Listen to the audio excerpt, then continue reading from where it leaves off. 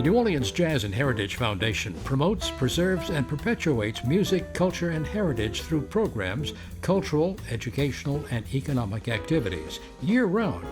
Learn more at jazzandheritage.org. The American Italian Cultural Center and Museum on South Peters in New Orleans offers event venue space, Italian language classes, dual citizenship and translation services, seminars, genealogy, and trips to Italy. Ciao, AmericanItalianCulturalCenter.com. This program is brought to you in part by the Eugenie and Joseph Jones Family Foundation, a local foundation proud to support education, the arts, and culture in the greater New Orleans area.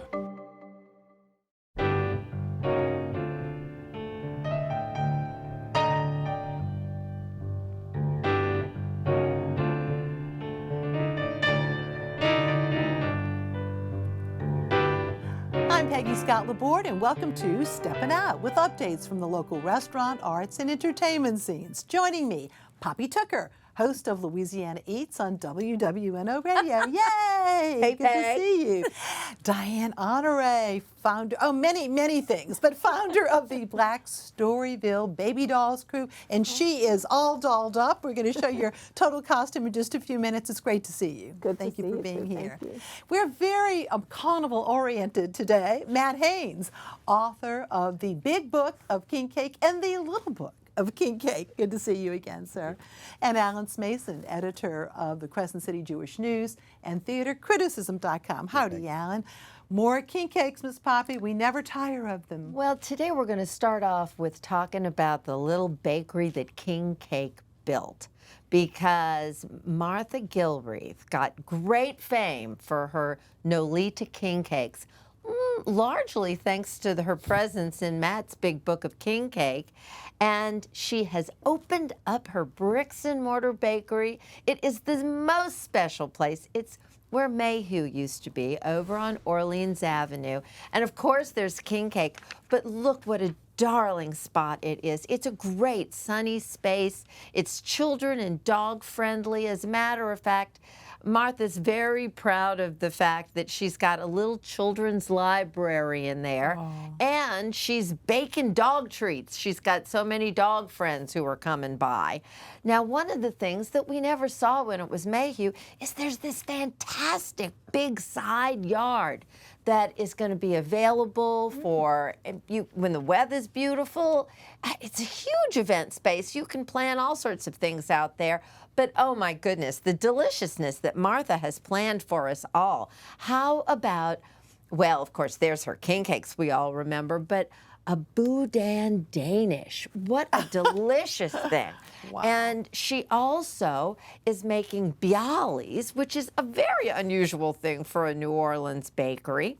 And she's got great big blueberry muffins, banana bread, a lot of stuff that you know. Now, that is a tasso. Well, originally, Martha told me it was a croissant. And I said, Martha, that is not a croissant. Frankly, I think it's a croissant. And so that's what we have renamed them. I mean, how can that be bad? It ain't a croissant, and go Saints. So right here, I have the big reveal. Okay, well, we're going to go. Okay. Are you ready? Okay, hold it up a little bit. Yeah. It's over here. Okay, are you ready? All right. This, you see, is what a croissant looks like. So go, rush over to Nolita and get one, okay? So, you know, it's mostly Matt's fault. Oh, and wait. There's also, I forgot to mention, we all love the king cakes. On the tray right here, this is one of Martha's sweet rolls. And this is something that we can look. Okay, point that out right there. Okay, I'm sorry. There you go. This is one of her sweet That's rolls. A good show and tell. And this basically is her king cake bread. Base. And so when Mardi Gras is over, you're going to be able to continue to get that delicious taste. And how about a blueberry cheesecake Danish? Yum! But Peg, remember when once upon a time, and it came to king cakes, it was just Gambinos and Mackenzie's. Okay, Haydell's came along, but king cake's become a flavor. It's insane. You can get egg rolls, cocktails, ice cream. But you and I will remember, so let's go back to like 1965, when suddenly somebody discovered there were king cakes down in the parish. You remember that? This was before the big Dong Fong king cake craze. Well, here we have one of those original king cakes. This is a Manny Randazzo king cake. And let me tell you what. My buddy, Lauren Haydell, over at Flirty Girl, note last name, Haydell, when she had an arrangement, an exclusive arrangement with Manny Randazzo to sell his king cakes at her Flirty Girl stores when she only had 2 stores. Well, then, of course, she married Ryan Haydell, okay? Well, I want you to know that in her wedding vows, she promised to love, honor, and exclusively sell Manny Randazzo's king cakes.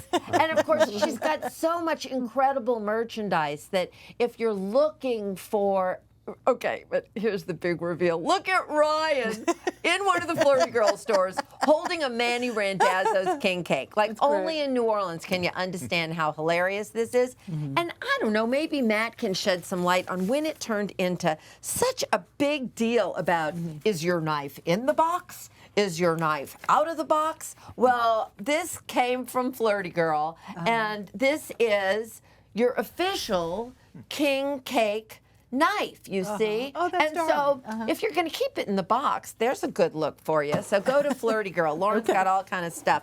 And then also, I want to remind everybody that down at St. Roch Market, our friend Kevin Pito is just killing them, bringing it all back. And there he is. This is his 25th year selling king cakes. He came from down in the parish. He worked for Randazzo starting when he was 15 years old. So you can go to St. Roch Market. You can buy Nana Randazzo's king cakes exclusively down there 7 days a week. Think of all the king cakes he could sell.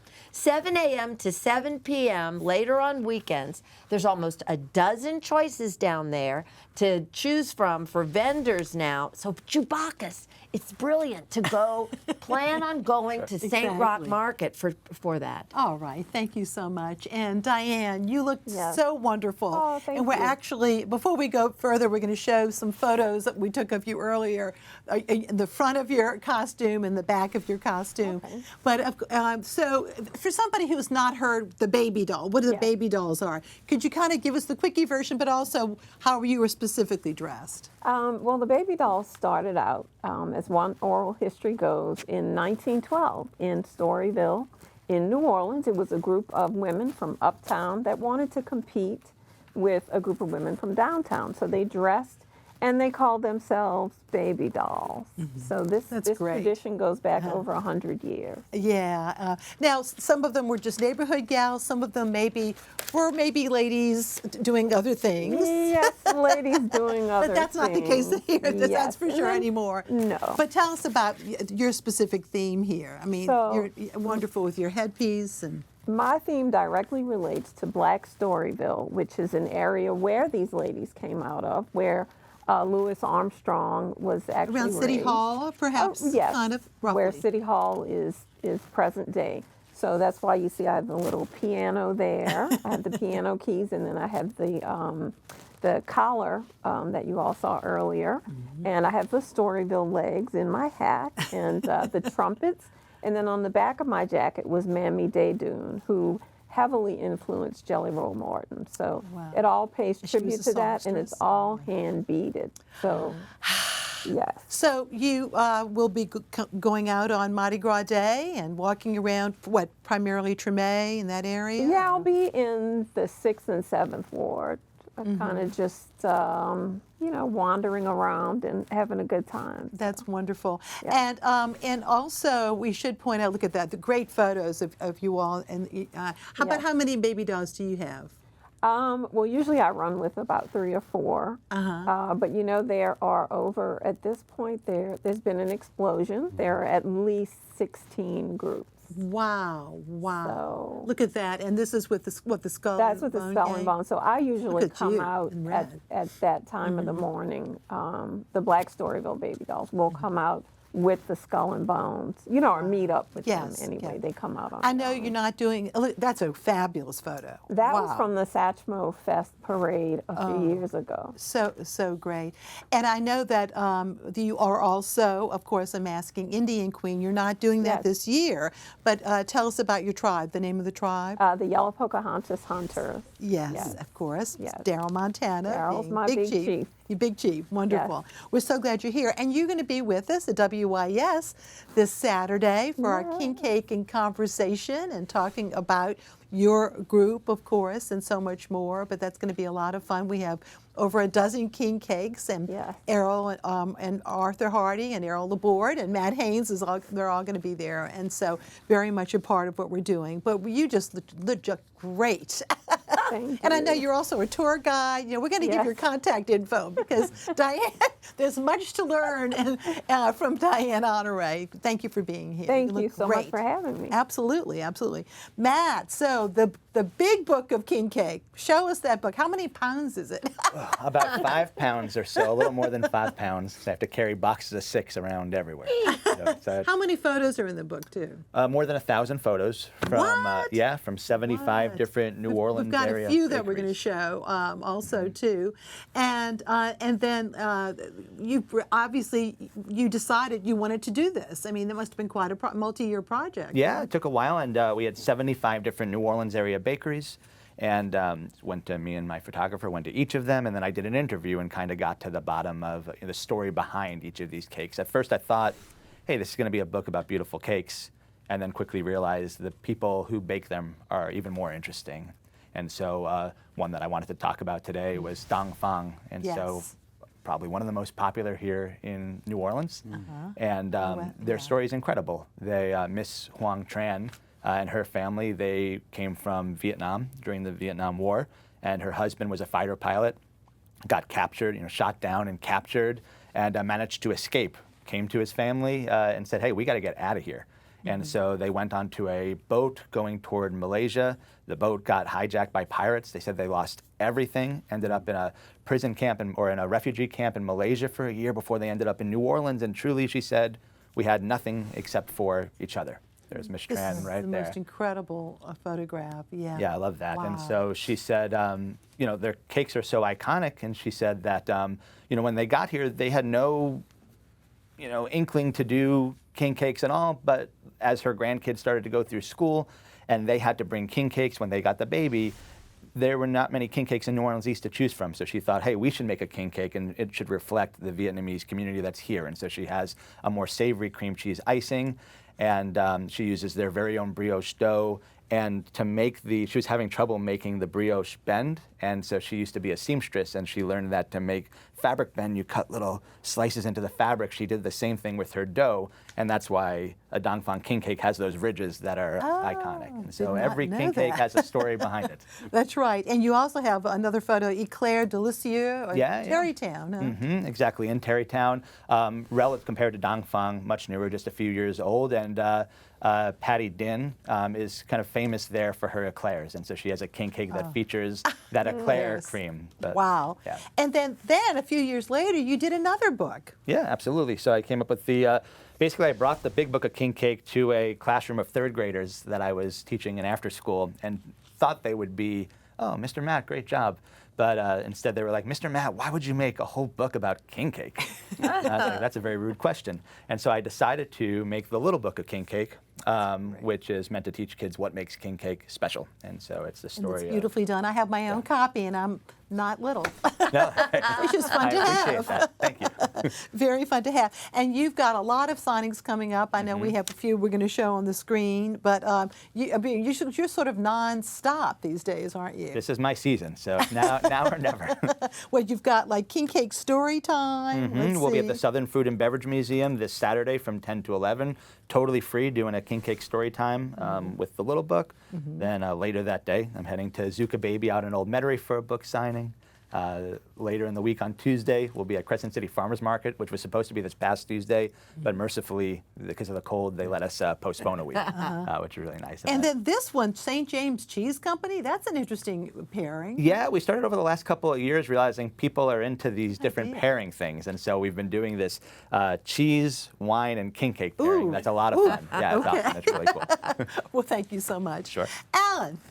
Well, running for just a few more days at the Contemporary Arts Center is Agnes Berinsky's The Trees. And it's a play that deals with two disparate siblings who find themselves taking root and becoming part of a public park. It's a really kind of an interesting storyline. Ian Hawke and Rebecca Gordon-Kirk are the two protagonists in the play, but it also includes a great deal of community building. That's what this play is really about. They go through a number of physiological changes, of course, but there's also a good deal of, believe it or not, Jewish mysticism in it, and that's because Agnes Berinsky is an observant Jew. The play presented by Intramural Theater has a fairly large cast. We're only seeing the two leads here, but the others include Casey Sims, Gavin Robinson, Lydia Stein as Grandma, Kevin Reel, Jay Canova, David Hidalgo, Laura Burness, and a trio of ladies who show up in the final act. They're the Schull sisters, Monique Dominique, Mary Langley, and Becca Chapman. She's back as the Schull sisters again. This is a regional premiere, having premiered off-Broadway just last year. It's directed by Benny Kirshner. The play's definitely not intended, though, for the little kids. There is one scene involving some frontal nudity, but it's not really, it's sort of incidental to the plot. It's not something that's integral to the plot. The main thing that the play asks is, how do we deal with the improbable situations in this modern-day world, and where can we find solace and inspiration for our family and friends? The playwright, by the way, Agnes Berinsky, is going to be right here in New Orleans, appearing at tomorrow night's performance at the CAC. She's going to hold the talk back, and that's going to be when the show ends, so keep that in mind. Final performance is Sunday afternoon, The Trees by Agnes Berinsky.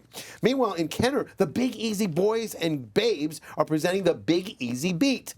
It's an homage to New Orleans music that's from the past in the 50s and 60s, and an acknowledgement of some of the great innovators of rock and roll, funk, and soul music to come out of our Crescent City. Rich Arnold is directing. He's not appearing in this now. The cast of Big Easy Boys includes Pat Smith, Jonathan Drury, Michael Taravella, and Devion Martinson. I'll be seeing the show this weekend, so I'll have a review for it next week, but based on the early version that I saw back in the fall, I can really highly recommend it. I can also tell you they've got a review of fantastic songs by the likes of Fats Domino, Lloyd Price, Irma Thomas, Alan Toussaint, and so many others. Joining the boys on stage are Jessica and Whitney Mixon, and for two shows this weekend, Hannah Rochelle, and then Sheila Toops Aubrey for the other show this week, and then all next week.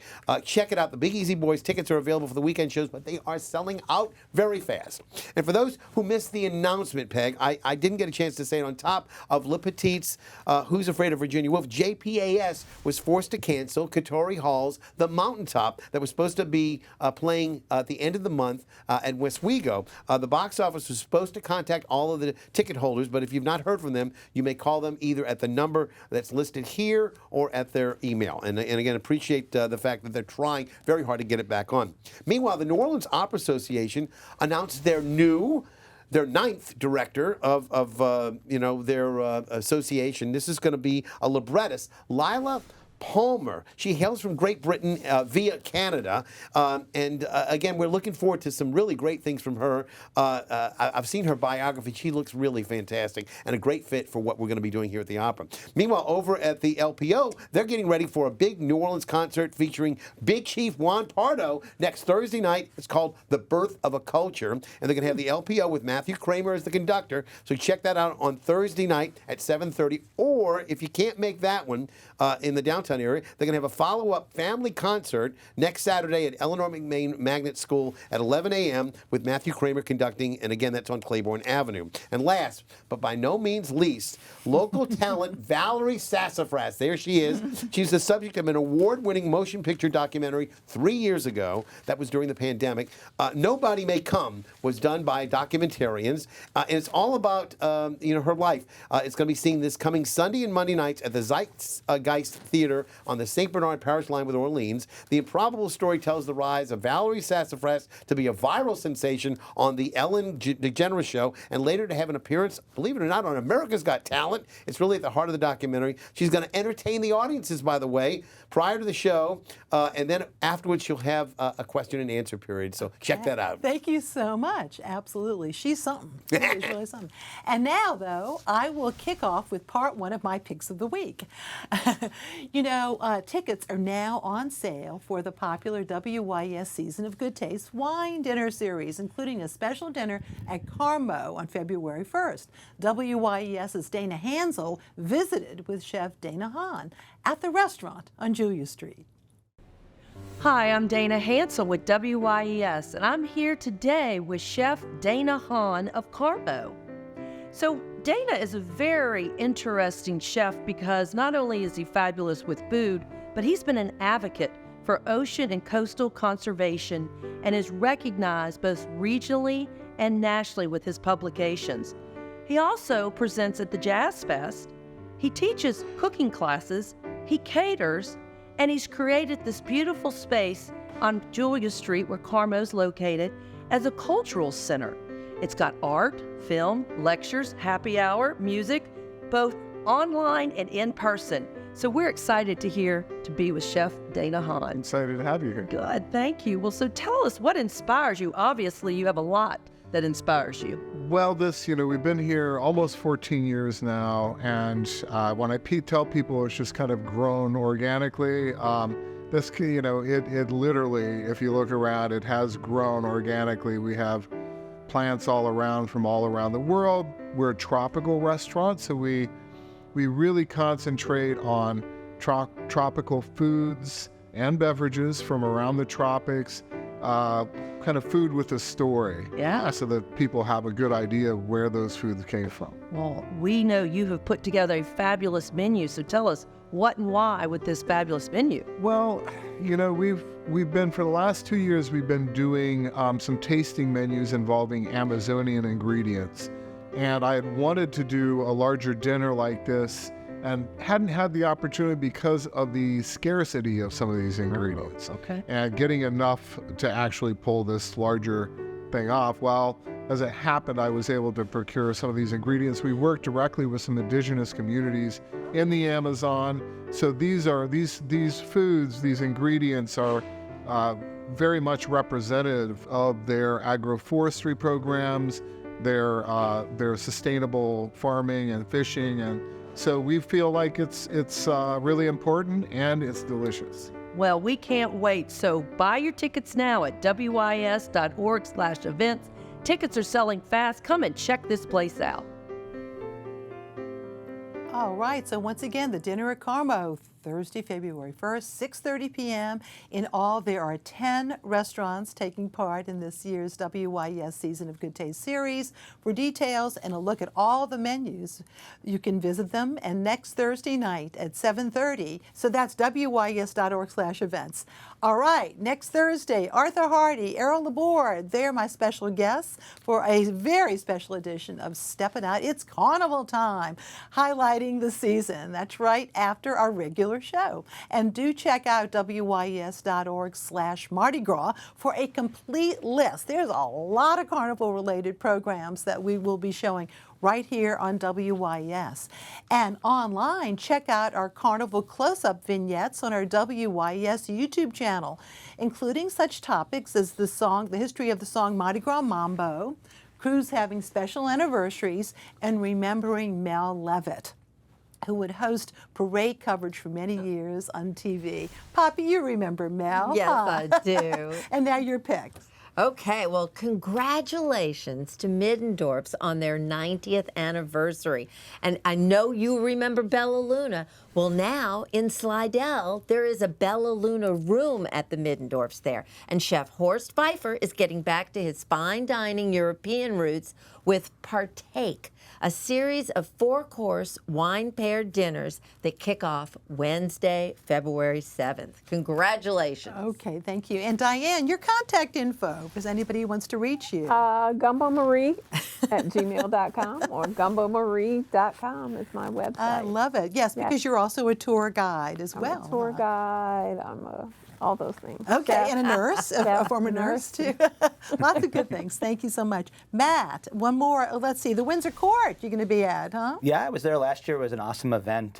Mardi Gras Tea at the Windsor Court Hotel on Sunday, January 28th from 10 a.m. to 3 p.m. There's music, there's Mardi Gras Indians, there's great food, and it's also a great staging ground for if you want to watch the parades downtown. All right. And we see your contact info here too. You're very good. All right, Alan. January 28th was my mother's birthday. So, you know, Ms. Mardi Gras, as she liked to be called from time to time. And Mel Levitt, you mentioned Mel Levitt. I used to work with him at WSMB, so I remember that as well. The third installation, though, in the Harry Potter series of the films, The Prisoner of Azkaban, was scheduled by the LPO for them playing the soundtrack at the Sanger Theater. Well, guess what? The response was so overwhelming, they've added a second show now. So not only can you see that on Friday, May the 10th, but also on Saturday, May the 11th at 2 p.m. at the Sanger Theater on Canal Street, and I'll see you at the theater. Thank you, Alan. And on Saturday from 11 a.m. to 3 p.m., the Hotel Fontenot will have a carnival costuming sip and shop pop-up on their rooftop terrace. That's at 501 Chapatulas. Saturday evening, the New Orleans Ballet Association presents Spain's National Dance Company, and that's at 7:30 at the Mahalia Jackson Theater for the Performing Arts. And on Sunday from noon to 5, the Piety Market will have plenty of items for your Mardi Gras costuming needs, as well as lots of artwork and food and music by Margie Perez. That's at Hotel Peter and Paul, 2317 Burgundy. The space is so beautiful. Of course, it was a former church. And also, Poet Laureate Allison Pellegrin will be talking on Thursday at 11 o'clock at the Timothy Baker Theater on the Delgado campus. And WYES's own Errol Laborde will launch his new compilation of New Orleans Magazine streetcar columns over the years, which includes illustrations by Arthur Need. The title, When Rex Met Zulu, and other chronicles of the New Orleans experience. Thursday at 6 p.m. at Octavia Books on Octavia at Laurel Street. Thank you all so very much, and thank you very much for watching. Good night. Thank you.